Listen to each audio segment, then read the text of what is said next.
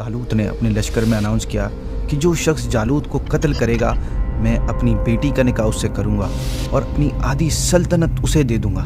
मगर किसी ने जवाब नहीं दिया। लड़ाई की सफ़ें बन गईं और हज़रत दाऊद अलैहिस्सलाम अपने हाथ में पत्थर फेंकने वाली रस्सी लेकर जालूत के सामने आ गए। बनी इसराइल के वो सोल्जर्स उसकी कुव्वत और बॉडी देखकर घबरा गए, क्योंकि वो बहुत बड़े जिस्म और बड़े कद का जालिम आदमी था। अस्सलामु अलैकुम वरहमतुल्लाहि वबरकातुहू। मालूमाती सीरीज़ तारीख़ी फ़ैसले, हिस्टोरिक डिसीजंस की आज के एपिसोड में आपको वेलकम। नाजरीन, आज बात होगी एक ऐसे फ़ैसले, ऐसे डिसीजन के बारे में जिसने एक बकरियां चराने वाले आदमी को वक्त का बादशाह बना दिया, किंग बना दिया। आज की एपिसोड में बात होगी जंग की, आजमाइश की, इम्तिहान की, तकलीफ़ की, कौमों की हलाकत और बर्बादी की, एक कौम की तकदीर की, सब पर बातें होंगी आज की एपिसोड में।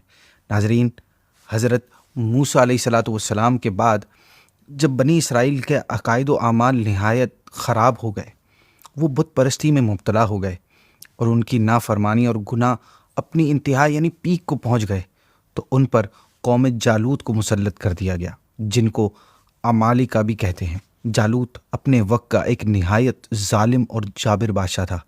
उसकी कौम के लोग मिस्र और फ़लस्तीन के दरमियान बहरे रूम के साहिल पर रहते थे। उन्होंने बनी इसराइल के शहर छीन लिए, उनके लोग गिरफ्तार कर लिए और उन पर हर तरह तरह की सख्तियाँ की।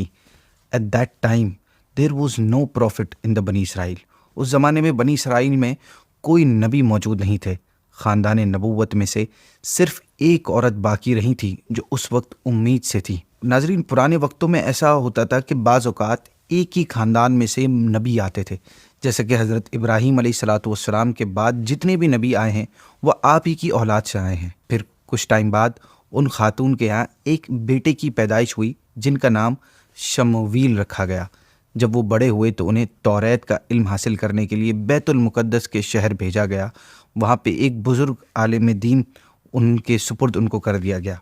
वो आपके साथ बड़ी शफ़क़त करते और आपको अपना बेटा कहते थे। जब हज़रत शमूएल अलैहिस्सलाम बालिग होने की उम्र को पहुँचे तो एक रात आप उस आलिम के करीब आराम फरमा रहे थे कि हज़रत जिब्रील अलैहिस्सलाम ने उसी आलिम की आवाज़ में या शमूएल कहकर पुकारा।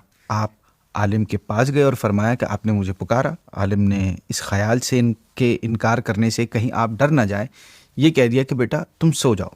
फिर दोबारा हज़रत जिब्रील अलैहिस्सलाम ने इसी तरह पुकारा और आप अलैहिस्सलाम फिर उस आलिम के पास गए। आलिम ने कहा कि बेटा अगर अब मैं तुम्हें फिर पुकारूं तो जवाब ना देना।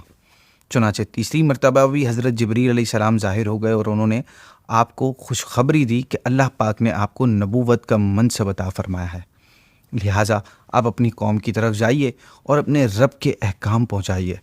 जब आप अलैहिस्सलाम कौम की तरफ तशरीफ़ लाए तो उन्होंने आप अलैहिस्सलाम को नबी मानने से इनकार कर दिया और कहा कि आप इतनी जल्दी कैसे नबी बन गए। फिर उन्होंने कहा कि अच्छा अगर आप नबी हैं तो हमारे लिए एक बादशाह मुकर्रर करें। बनी इसराइल ने चूँकि बादशाह मुकर्रर करने की दरख्वास्त दी थी, चुनाचे हज़रत शमूएल अलैहिस्सलाम को अल्लाह पाक की तरफ से एक असा मिला और बताया गया कि the person who will be the king of your nation will be as tall as this sceptre. जो शख्स आपकी कौम का बादशाह होगा उसका कद इस असे के बराबर होगा। चुनाचे लोगों की पैमाइश करने पर तालूत का कद इस असे के बराबर निकला। तो हज़रत शमूएल अलैहिस्सलाम ने फरमाया कि मैं तुम्हें हुक्म इलाही से बनी इसराइल का बादशाह मुकर्रर करता हूँ। और बनी इसराइल से फरमाया कि अल्लाह पाक ने तालूत को तुम्हारा बादशाह बनाकर भेजा है।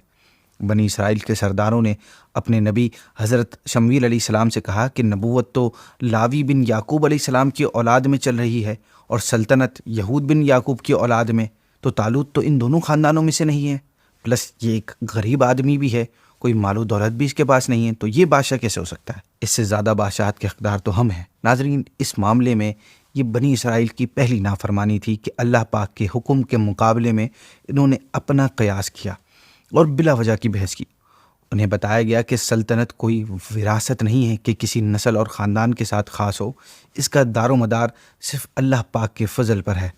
तालूत को तुम पर अल्लाह पाक ने बादशाह मुकर्रर किया है, मज़ीद वो इल्म व क़ुव्वत में तुमसे बढ़कर है, और चूँकि इल्म और क़ुव्वत सल्तनत के लिए बड़े मददगार होते हैं इसलिए वही बादशाहत का मुस्तहिक है। تفسیر میں آتا ہے کہ طالوت اس ٹائم میں تمام بنی اسرائیل میں سب سے زیادہ علم رکھتا تھا اور فزیکلی بھی بہت زیادہ اسٹرانگ اور ایکٹیو تھا۔ بنی اسرائیل نے چونکہ طالوت کی بادشاہت پر کوئی نشانی مانگی تھی، اس پر اللہ پاک کے حکم سے حضرت شمویل علیہ السلام نے فرمایا کہ طالوت کی بادشاہی کی نشانی یہ ہے کہ تمہارے پاس تمہارا وہ مشہور و معروف بابرکت تابوت واپس آ جائے گا، جس سے تمہیں تسکین ملتی تھی، سکون ملتا تھا، جس میں حضرت موسیٰ اور حضرت ہارون علیہ السلام کے تبرکات تھے۔ ناظرین، یہ تابوت اللہ پاک نے حضرت آدم علیہ السلام پر نازل فرمایا تھا، اور اس میں تمام انبیاء کرام علیہم الصلاۃ والسلام اور ان کے مکانات کی تصویریں تھیں، اور اس کے علاوہ انبیاء کرام علیہم السلام کے کئی تبرکات بھی اس صندوق میں تھے۔ یہ صندوق نسل در نسل منتقل ہوتا ہوا حضرت موسیٰ علیہ السلام تک پہنچا تھا۔ جب بنی اسرائیل کی حالت بہت خراب ہو گئی اور ان کی بد عملی بہت زیادہ بڑھ گئی تو اللہ پاک نے ان پر قوم عمالقہ کو مسلط کیا، اور وہ ان سے وہ تابوت چھین کر لے گئے اور اس تابوت کو گندی مقامات پر رکھا، اور اس کی بے حرمتی کی اور ان گستاخیوں کی وجہ سے عمالقہ کے لوگ طرح طرح کی بیماریوں اور بلاؤں میں مبتلا ہو گئے۔ ان کی 5 بستیاں ہلاک ہو گئی، اور انہیں یقین ہو گیا کہ تابوت کی توہین اور بے ادبی ان کی بربادی کا ریزن ہے۔ چنانچہ انہوں نے تابوت ایک بیل گاڑی پر رکھ کر بیلوں کو چھوڑ دیا، اور فرشتے اسے بنی اسرائیل کے سامنے طالوت کے پاس لے آئے، اور چونکہ اس تابوت کا آنا بنی اسرائیل کے لیے طالوت کی بادشاہی کی نشانی قرار دیا گیا تھا، لہٰذا بنی اسرائیل نے یہ دیکھ کر طالوت کی بادشاہی کو تسلیم کر لیا، اور بالآخر طالوت کی لیڈرشپ میں جہاد کے لیے تیار ہو گئے۔ طالوت نے بنی اسرائیل میں سے 70,000 نوجوان چوز کیے، جن میں حضرت داؤد علیہ السلام بھی موجود تھے۔ طالوت نے اپنی آرمی کو لے کر بیت المقدس سے روانہ ہوا۔ چونکہ بنی اسرائیل کا یہ سفر سخت گرمی میں تھا، لہٰذا جب گرمی کی وجہ سے ان سولجرز کو سخت پیاس لگی تو طالوت نے انہیں خبر دی کہ ان قریب ایک نہر آئے گی، but this is the time for the test, so don't drink water from that canal. یہ تمہارے امتحان کا وقت ہے، لہٰذا اس ندی میں سے پانی مت پینا۔ طالوت نے یہ بات حضرت شمویل علیہ السلام پر نازل ہونے والی وحی کی بنا پر کی تھی۔ آپ نے فرمایا، جو اس نہر سے زیادہ پانی پیے گا وہ میری جماعت میں نہیں رہے گا، کیونکہ یہ ان کے لیے ایگزام تھا، ایک ٹیسٹ تھا کہ شدید پیاس کے وقت جو ثابت قدم رہے گا وہ آئندہ بھی ثابت قدم رہے گا اور سختیوں کا مقابلہ کر سکے گا، اور جو اس وقت اپنی خواہش کو اپنے اوپر حاوی کر لے گا وہ نافرمانی کرے گا، اور آئندہ کی سختیوں کو وہ کیسے برداشت کر سکے گا۔ صرف چلو بھر چند گھونٹ پی لینے کی اجازت تھی، سیر ہو کر مطلب پیٹ بھر کر پینا منع تھا۔ ناظرین، جب وہ نہر آئی تو بنی اسرائیل کی اکثریت اس امتحان میں ناکام ہو گئی، دے فیلڈ، اور انہوں نے جی بھر کر پانی پیا۔ صرف 313 افراد ثابت قدم رہے، انہوں نے صبر کیا اور ایک چلو پر گزارا کر لیا۔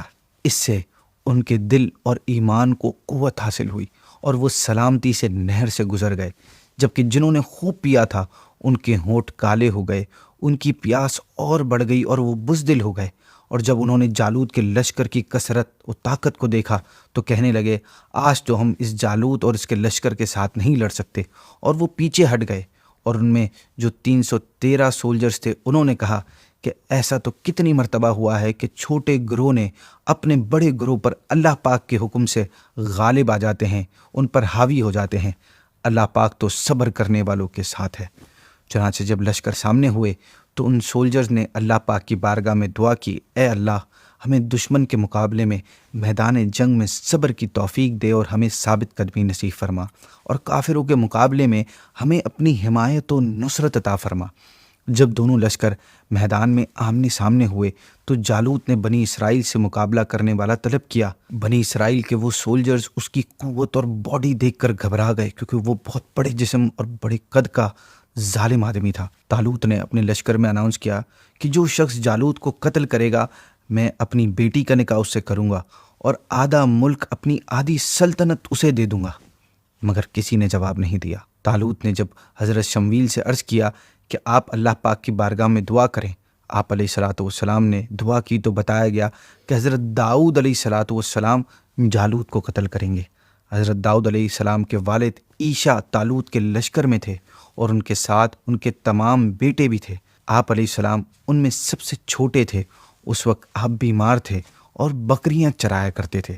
جب طالوت نے آپ علیہ السلام سے عرض کیا کہ اگر آپ جالوت کو قتل کر دیں گے تو میں اپنی بیٹی سے آپ کی شادی کرا دوں گا اور آدھا ملک آپ کے نام کر دوں گا، تو آپ علیہ السلام نے اس پیشکش کو قبول فرما لیا اور جالوت کی طرف روانہ ہو گئے۔ لڑائی کی صفیں بن گئیں اور حضرت داؤد علیہ السلام اپنے ہاتھ میں پتھر پھینکنے والی رسی لے کر جالوت کے سامنے آ گئے۔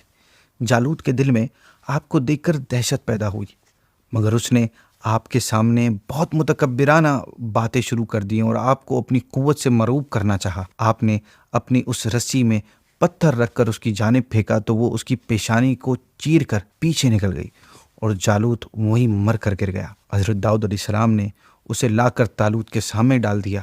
تمام بنی اسرائیل جالوت کی موت سے بڑے خوش ہوئے اور پھر وعدے کے مطابق طالوت نے حضرت داؤد علیہ السلام کو آدھی سلطنت کا مالک بنانے کا فیصلہ کیا۔ پھر آدھی سلطنت دینے کے ساتھ ساتھ اپنی بیٹی کا نکاح بھی آپ کے ساتھ کر دیا۔ طالوت کے اس فیصلے سے آپ علیہ السلام پہلے طالوت کی آدھی بادشاہت کے، پھر طالوت کی وفات کے بعد پوری سلطنت کے بادشاہ بن گئے۔